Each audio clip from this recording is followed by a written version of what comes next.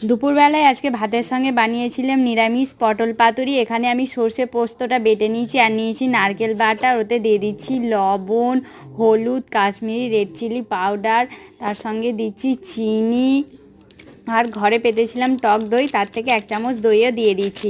মশলাটাকে ভালো করে মিক্সড করে নিতে হবে আর ওতে সর্ষের তেল দিয়ে দিতে হবে। এখানে আমি পটলটাকে আগেই নুন হলুদ দিয়ে হালকাভাবে ভেজে রেখেছিলাম। বাটা ওই মশলাটার সঙ্গে পটলটাও মিক্সড করে ভালো করে 5 মিনিট চাপা দিয়ে রাখতে হবে। আমি এখানে একটা কড়াই গ্যাসেতে একটা প্যান বসিয়ে কলা পাতাগুলোকে সেঁকে নিয়েছিলাম, না যাতে পাতুরিটা করার সময় না কলা পাতাটা না ছিঁড়ে যায়। প্রথমে 1 চামচ গ্রেভি, তারপরে 2টো পটল আর একটু সর্ষের তেল আর উপর থেকে একটা কাঁচা লঙ্কা দিয়ে ভালো করে মুড়ে বেঁধে কড়াতে 15 মিনিট এপিট ওপিট উল্টে সেঁকে নিতে হবে। দেখো আমার পাতুরিটা পুরো রেডি হয়ে গেছে, কত সুন্দর হয়েছে।